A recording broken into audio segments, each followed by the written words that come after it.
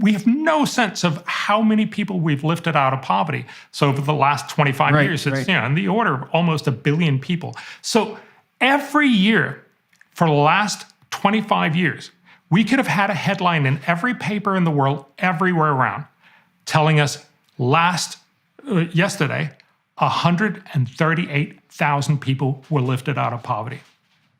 How come you never hear that? That's just an astoundingly amazing thing.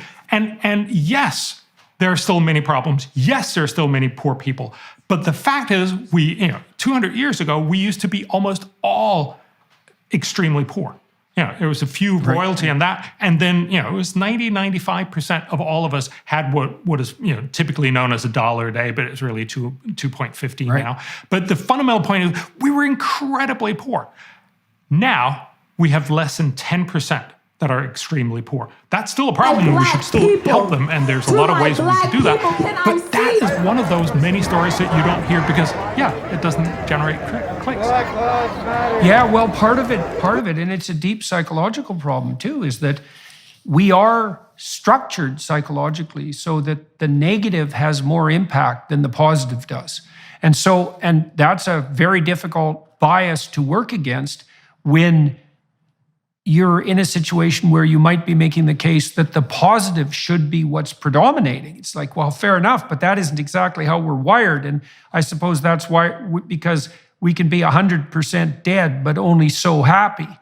And so it's conservative in some sense, and I don't mean politically, to be a little more hyper alert to the negative than to the positive. But that's a tough thing to fight against when the negative can grab attention, especially when it's blown up to apocalyptic proportions. Okay, so there's a couple of other things I wanted to delve into there too. So there's this psychologist, Jean Piaget, and Piaget is very interested in ethical development and cognitive development.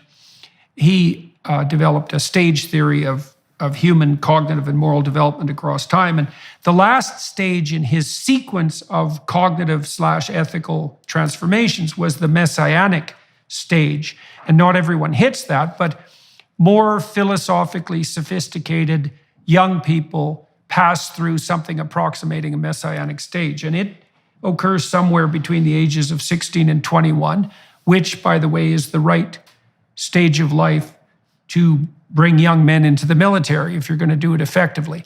Like there's a whole radical process of neuronal pruning that takes place between age 16 and 21. That's analogous to what happens between the ages of 2 and 4.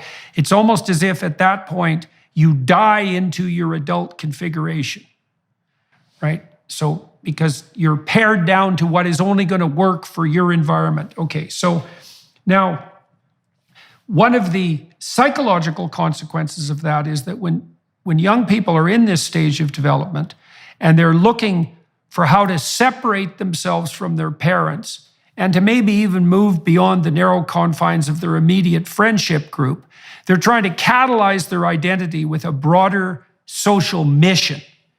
And in archaic societies, that step would be catalyzed by something like an initiation ritual, where the old personality is symbolically destroyed, put to death. That accounts for some of the torturous elements of the initiation ceremonies. And then the new man, because the initiation ceremonies tend to be more intense for boys, the new man is brought into being as a cultural entity.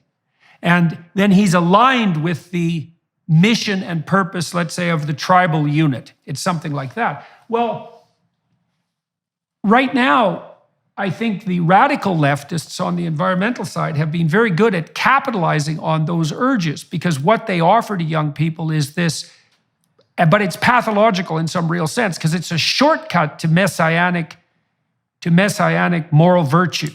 So the idea would be, well, there is an apocalypse. We need to save the virginal planet. So there's a bit of a St. George thing going on there to protect the virgin, let's say.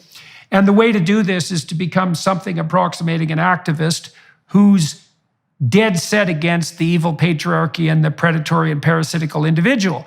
And you can understand why that's attractive, because it does offer young people a grand vision. They're now protectors of the planet.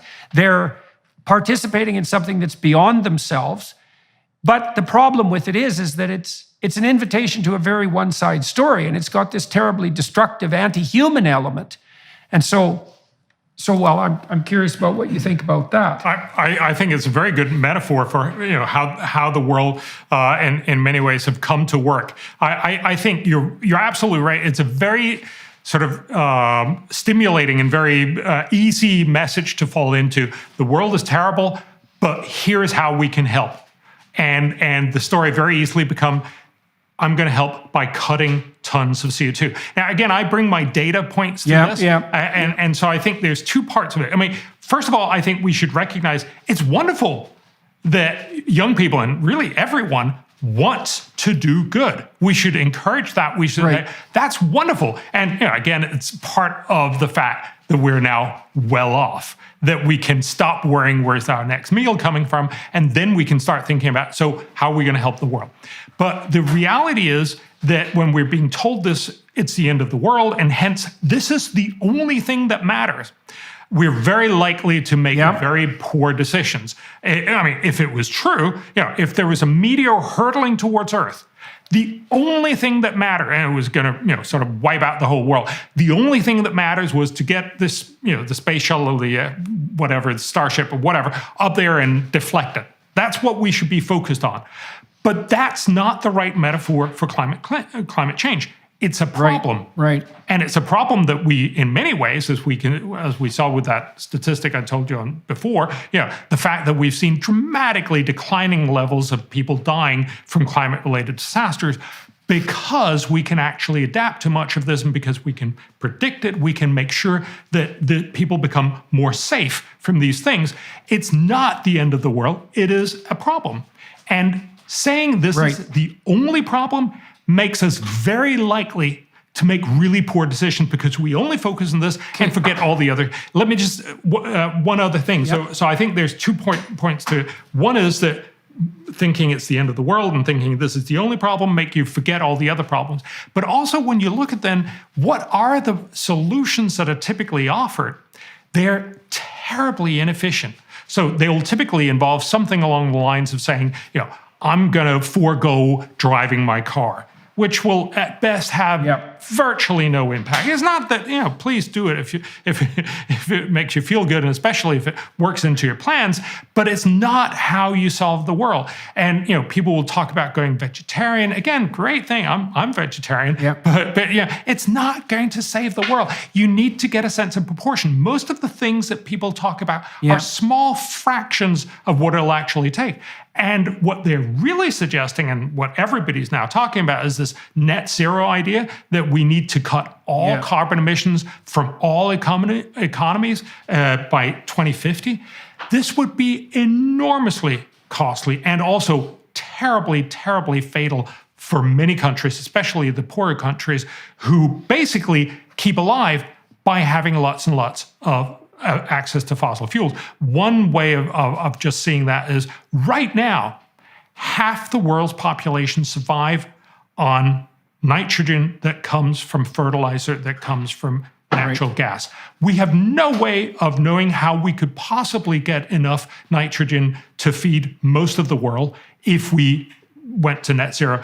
We saw a small example of that. It was a very badly performed example in Sri Lanka, but still it's worthwhile to point out. You cannot actually feed most of the people on the planet if you want to go organic and go net zero right now. And that tells you a story, because as Norman Borlaug loved to point out, one of the Nobel laureates that actually helped save 1 billion people or so, he said, I look around the world and I don't see 4 billion people willing to give up their lives. Right? So there's no 4 billion volunteers to say, all right, I'm not going to be here. We need to be realistic about this and say the current solution is often very counterproductive. So stop believing it's the only problem.